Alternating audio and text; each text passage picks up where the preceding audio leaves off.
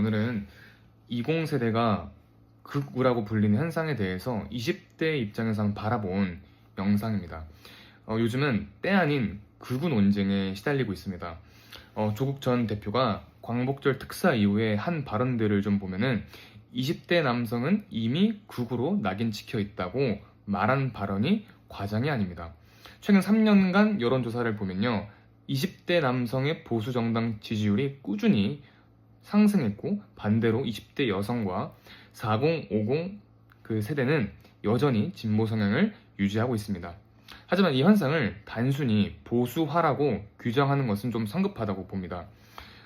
왜냐하면 2030 세대는 특정 이념과 정당을 그냥 지지하는 것이 아니라 일명 스윙 보터라고 하는 말처럼 자신의 이해관계에 따라서 바뀌기 때문에 그래요. 현재 지금 20대 세대분들이 보수 정당을 지지하는 가장 큰 이유는 공정한 기회, 그리고 자율적인 경쟁과 책임지는 복지에 있는 것이지 결코 낡은 권위주의에 있는 것이 아니라고 저는 봅니다. 저는 20대 분들이 왜 지금 진보 정당에 실망했는지 그 이유를 두 가지로 저는 규정하고 있어요. 첫 번째는 문재인 정부 말기 때 드러난 도덕적인 민낯이라고 봅니다. 박근혜 탄핵 직후에 치러진 19대 대선은 20대 분들이 47.6%를, 그리고 30대 분들이 56.9%를 문재인 후보를 향해서 지지했습니다. 촛불 정권의 탄생은 문재인 대통령이 당시 취임사에도 너무 잘 드러나 있어요. 기회는 평등하고 과정은 공평하며 결과는 정의롭다라고 말했는데, 사실 그 멘트가 당시 2030이 바라던 공정한 기회의 염원이라 봅니다. 근데 문재인 정부 초기 때 했던 경제 정책이 뭐냐면 일명 소득 주도 성장입니다. 문재인 정부는 5년 동안 약 최저임금을 41%를 인상했어요. 근데 무작 생산성이 뒷받침되지 않는 상태에서 무리한 임금의 인상은 고용 위축으로 이어졌습니다. 한국노동연구원에서 23년도에 발표한 보고에 따르면 자영업자 10명 중에 6명이 최저임금 인상 이후 아르바이트생을 줄였다라고 말하고 있습니다. 청년층의 아르바이트 구인난은 이때부터 본격화가 된 건 맞거든요. 오히려 이 도덕적인 선의로 추진된 정책, 좋은 의도로 시작됐지만 오히려 기회의 문을 좁힌 역설이 발생합니다. 또한 부동산 정책과 영끌 세대가 이때 또 나타나게 됩니다. 진보 정권, 문재인 정부는 투기 억제라는 명분을 가지고 실거주 2년을 의무조항을 넣었고요. 양도세, 보유세, 그리고 덩달아 같이 인상을 했고 대출 규제를 잇따라 시행을 했습니다. 근데 시장은 예측 불가능한 신호를 받았기 때문에 집값이 천정부지로 올랐습니다. 당시에 서울 아파트 중위 매매 가격이 2017년 6억 원대에서 2022년에는 12억 원으로 돌파했어요. 공정한 기회를 믿었던 청년들은 영혼까지 끌어모아 대출받는 세대, 이른바 영끌 세대로 전락했습니다. 이때 이제 나타난 신조어가 벼락거지라는 신조어까지 나왔거든요.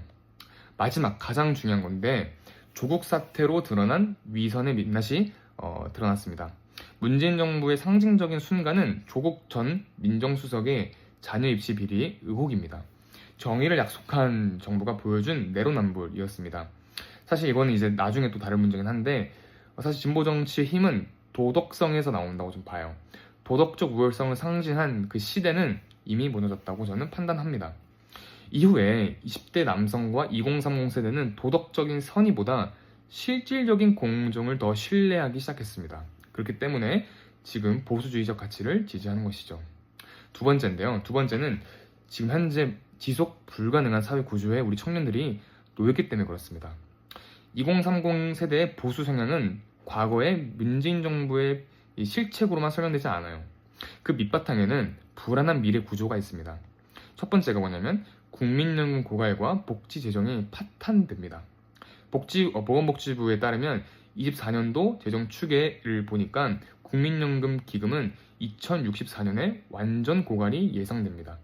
국회 예산정책처에 따르면 2060년경에는 국민건강보험과 노인장기요양보험의 누적 적자가 5,700조에 이를 거예요. 그래서 지금 저희 나이대 20대 중반과 30대 초반 분들이 은퇴를 하는 시점에서는 1인당 국가 채무가 약 1억 3천만 원을 넘을 거라고 봅니다.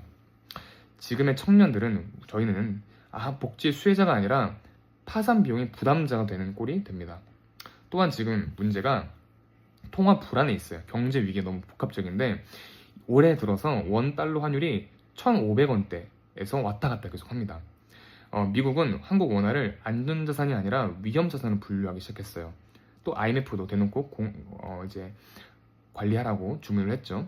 또 관세 협상이 지연될 때마다 금융시장이 요동을 치기 시작합니다. IMF의 최근 보고서에 따르면 한국의 가계부채 비율이 OECD 국가 최고 수준 106.8%라고 말하고 외부 충격에 매우 취약하다고 저격했습니다. 청년들은 이를 직접 체감하고 있어요. 금리 인상, 월세 폭등, 실직 소득이 감소하면서 삶의 불안이 이제 우리 체감하게 됩니다. 우리 스스로가. 마지막인데 중요합니다. 청년의 보수화는 극우가 아니라 현실주의로 돌아섰다는 걸 반증합니다. 2030 세대 변화는 보수화, 극우화라기보다는 현실주의 각성에 가깝습니다. 리얼미터 2025년 8월 조사에 따르면요, 20대 남성의 보수 성향은 약 53.7%고요, 진보는 31.4%로 크게 앞서고 있어요. 반면 20대 여성분들은 진보 성향이 47.2%로 여전히 우세하고 있고, 이 성별 간의 균열은 단순히 젠더 갈등이 아니라 정치적인 실망이 서로 다른 거예요, 지금. 지금은 지속 가능한 시장 경제와 공정한 기회 구조를 원하고 있는 거죠. 저희 세대가. 성과에 따라 보상받는 사회와 능력과 책임이 균형 잡힌 구조를 원하고 있다고 볼 수 있습니다. 진보는 언제나 도덕으로 세상을 바꾸려고 했습니다. 그러나 도덕적인 선이 좋은 의도로 아무리 뭘 해도 그것이 시장 경제에서는 좋은 결과를 뒷받침하진 않아요. 시장 경제는 인간의 이기심조차 사회적인 효율로 전환시키는 질서이고 효율적인 절차라고 좀 봅니다. 최고의 복지는 일자리란 말이 있습니다. 복지의 본질은요, 역량 강화입니다. 소득 보장 하나로 지속 가능한 삶을 유지할 수가 없습니다. 2030 세대가 바라는 것은 도덕적인 위선과 도덕적인 선의, 조음이 아니라 제도적인 공정, 기회의 공정입니다. 더 나은 세상을 말하는 어른들이 아니라 현실적으로 지속 가능한 사회 구조를 말하는 어른들의 말이 더욱더 와닿는 것이죠. 마지막입니다. 공정은 더 이상 진보의 전유물이 아니다라고 말하고 싶습니다. 보수주의의 본질은요, 강자의 이익을 지키는 게 아니라 모두에게 공정한 기회를 보장하는 것이에요. 근데 지금 상법 개정안, 노란봉투법, 자사주 소각 의무 조항 등 모든 것들이 다 좋은 의미, 선의로 지금 포장되어 있지만 이건 다 기업의 투자 여력을 약화시키고 우리 청년들의 일자리를 위축시킨다는 비판이 나오고 있어요. 저희 세대, 2030 세대가 진보에서 돌아선 이유는 분명합니다. 저희는 이념이 아닌 생존의 언어로 정치를 바라보기 때문입니다. 이제 정치가 답해야 할 차례입니다. 현실의 공정으로.